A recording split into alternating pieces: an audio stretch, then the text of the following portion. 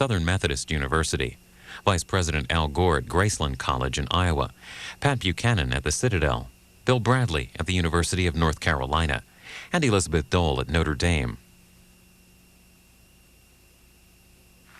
Now George W. Bush, the Republican governor of Texas, addressed the graduating class of Southern Methodist University on May 15th. He spoke to more than 1,000 students in the Moody Coliseum on the school's campus in Dallas.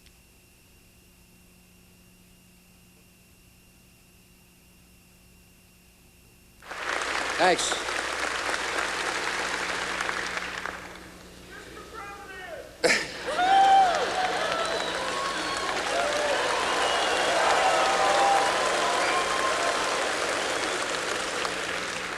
Behave yourself. The best decision I made in life was to marry into the SMU family. It's an honor for me to be here. I want to thank the senior class for the beautiful gift of the plaza for the promenade. I want to thank you all from the bottom of my heart, and I know Laura feels the same.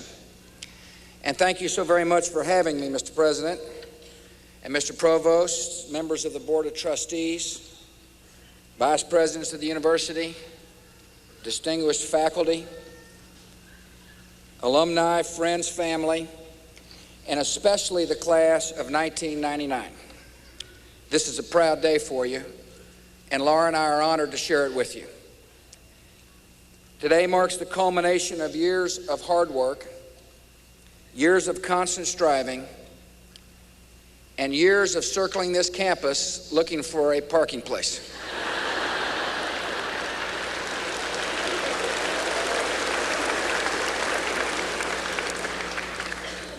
I congratulate you for your accomplishment today. Now go get a job and pay the parking tickets. I want to congratulate the parents here today whose love and dedication have made this day possible. Your sons and your daughters could not have arrived at this moment without your sacrifice, without your help, without your constant belief in their hopes and dreams. Today belongs to you as much as it does to the graduates. As the class of '99 leaves this campus, you no doubt take with you many treasured memories of these college years.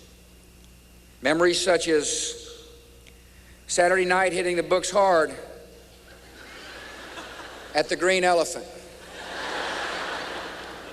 or emptying fish bowls at Lulu's. And for you parents here, I'm not talking about marine biology. The class of '99 leaves here with such fond memories as watching the wellness class slideshow on STDs,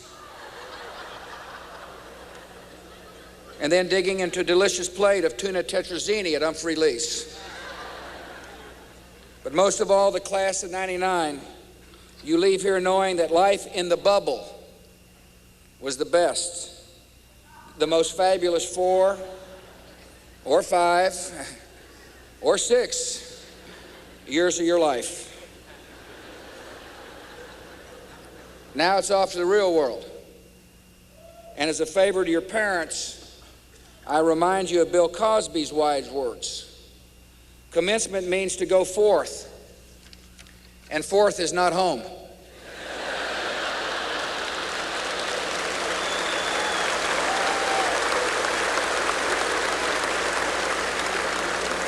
Like any graduation speaker, I want my words today to be relevant.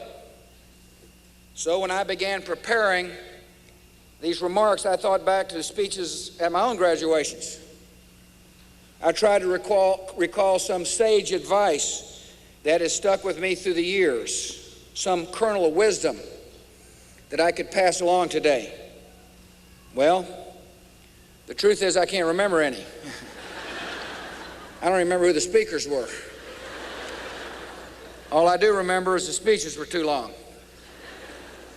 So I'm under no illusions today.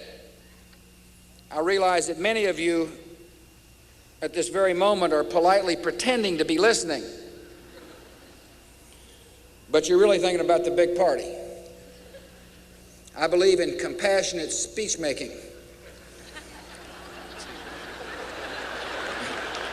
So you're going to get a short speech.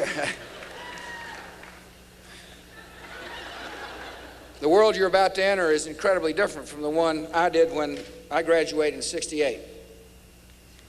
When I graduated, surfing was something you did at the beach on a board. Today, you're surfing at your computers on the internet.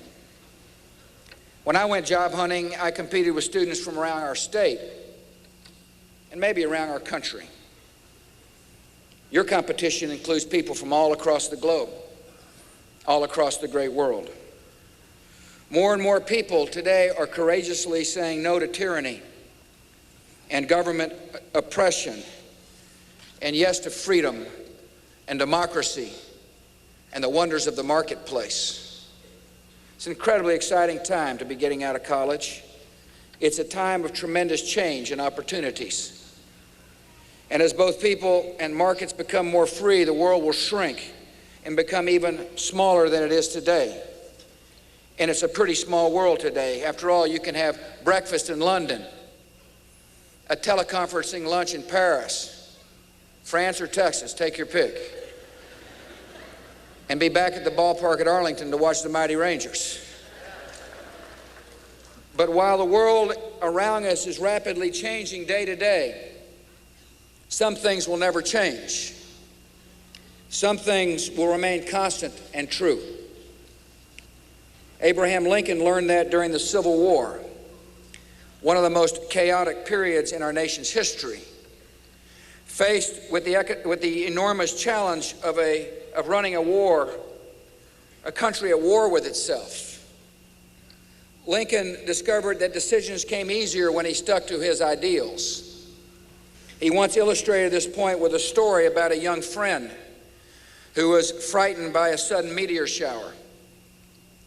Lincoln reassured his friend, urging him to look beyond the shooting streaks of light to the fixed stars twinkling serenely in the heavens.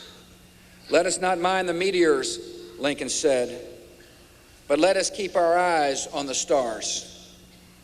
And so as you leave here with your diplomas and your dreams, my hope is that you will not be dissuaded or confused by life's meteors crashing around you, but that you will stay focused on some fixed stars as your life's guide. First, no matter how much technology advances, you will do business with people, not machines. Everyone deserves to be treated with respect and dignity, and it's important to listen and to respect the opinions of others. You can understand another's point of view without sacrificing your own principles or your own beliefs. I hope you will also view each person as an individual worth dignity and with a unique soul and spirit, not someone to be lumped in some group or some category based upon what they look like or where they may be from. If Texans are known for nothing else, it should be that we judge each other based upon our potential and our heart, that we give each person a fair shot at achieving his or her dreams, whether in our public institutions or in our private lives. Secondly, while recognizing the worth of other people, give yourself the same courtesy. Great decisions in life spring from the heart. Trust your instincts and don't be afraid of either failure or success. Thirdly, you're responsible for the decisions you make in life. About the time I graduated from college in the 60s, the culture of this nation began to change. We questioned everything. We questioned our faith. We questioned our values and moral standards of behavior. The rallying cry became, if it feels good, just go ahead and do it. Individuals aren't responsible for their actions, went the thinking. We're victims of forces beyond our control. Well, our society has paid a dear price for that way of thinking. We have men and boys who father children and walk away with the attitude, they're not my problem, they're yours. We've got a third of the babies in this state. Nearly a third will be born out of wedlock. And yet we're finding out that the toughest job for anybody is a single woman trying to raise children on her own. And there's too many drugs and too much alcohol ruining the lives of our young. To restore peace and civility to our neighbors and our country, we must change the culture, not backwards, but forward to a culture based upon individual responsibility and shared values. Not the values of one religion over another, but the tried and true standards of behavior which have stood the test of time. Love your neighbor like you'd like to be loved yourself. Give an honest day's work for an honest day's wages. Don't lie. Don't cheat. Do not steal. Respect others. Respect their opinions and respect their property. And always remember, it's you who's responsible for the decisions you make in life. Cultures change one heart, one soul, one conscience at a time. I know one person can't do everything, but one person can do something to make a difference, as many of you have discovered when you volunteered for programs like the Community Service Day or Alternative Spring Break or the Inter-Community Experience Mentoring Program on the SMU campus. I urge each of you to make service to your fellow man a priority in your lives and to be that one person doing that something to make a difference in our state and in our nation. Fourth, baseball should always be played outdoors on grass with wooden bats.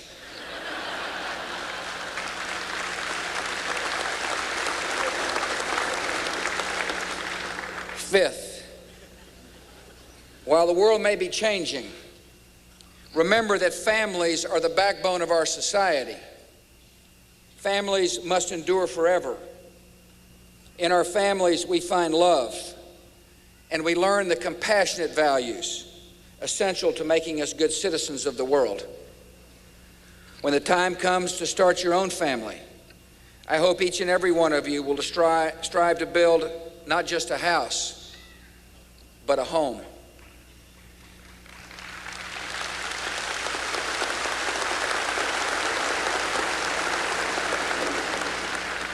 It'll take hard work and dedication.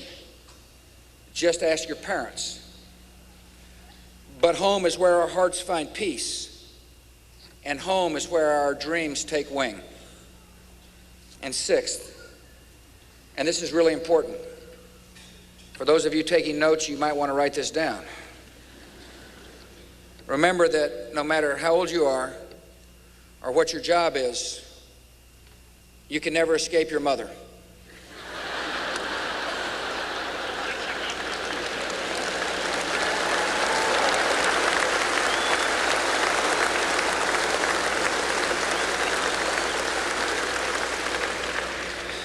I know. I learned that lesson in an interesting way in Fredericksburg, Texas a couple of years ago. Laura was there and I was there, and my mother and dad were at this celebration. There was thousands of people in Fredericksburg, Texas to celebrate the 50th anniversary of the end of World War II in the Pacific Theater. And it was a glorious day. I was asked to introduce my dad and my mother, and I couldn't wait to do so as a chance to say thanks on behalf of the sons and daughters of my generation to the moms and dads of my parents' generation for the incredible freedom we have in America.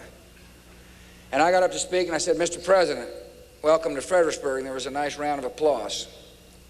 And I said, Mother, and the place went wild. And I said, Mother, it's clear the people of Texas still love you, and so do I, but you're still telling me what to do after 50 years. And a guy in a big cowboy hat strode right out in the middle of Fredericksburg, Texas, and he cups his hands and screams, and you better be listening to her too, boy.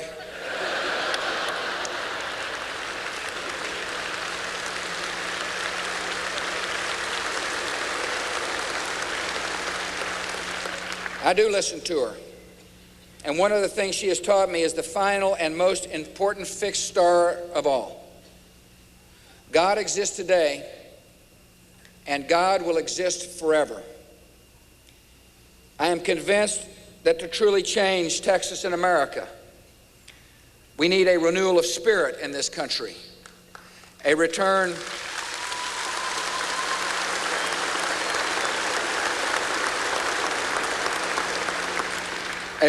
to selfless concern for others, for duty and for country. We must let faith be the fire within us. You see, government can hand out money, but it cannot put hope in our hearts or a sense of purpose in our lives. A successful career is going to put a fancy car in your driveway, but it cannot fill the spiritual well from which we draw strength every day. Only faith can do that.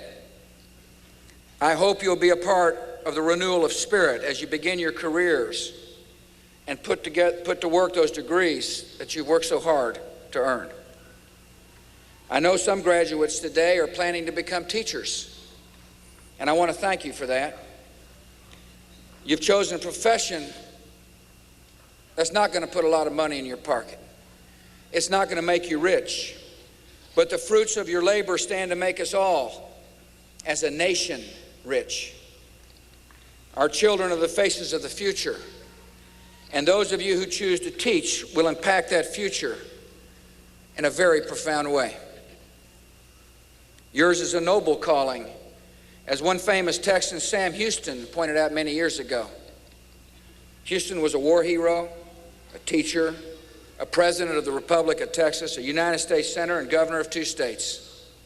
Toward the end of his life, one of his friends asked, of all the titles you've held in your lifetime, which one has meant the most? And without hesitating, Houston said, teacher. But teaching is more than something done in a classroom. Teaching is something we should do all the time. Everyday adults, and your adults, create little moral communities all around our state and nation. Moral communities at the Little League parks, or the YMCA, after-school programs, or in classrooms or ballet classes.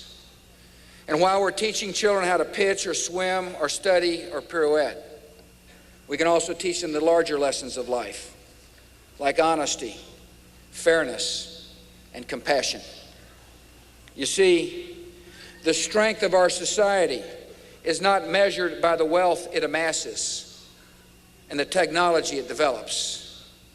The strength of our society is measured by the values that our citizens share. A moment ago, I mentioned my predecessor in the Texas governor's mansion, Sam Houston. He was an amazing man, a true Texas hero. But what most people don't know is that his life could have turned out much differently. He wrestled with self-doubt.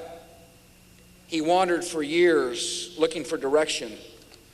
He was twice driven from public office, and he struggled with alcohol. You see, he was a drunk. The turning point for Houston came one day when, drunk and physically spent, he looked into a mirror and saw the reflection of a man he no longer respected. That very day, Houston vowed to turn his life around, and he did, and history is much richer for it.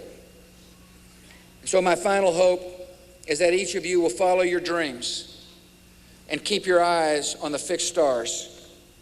But most of all, I hope when you look in the mirror, you will always be proud of what you see.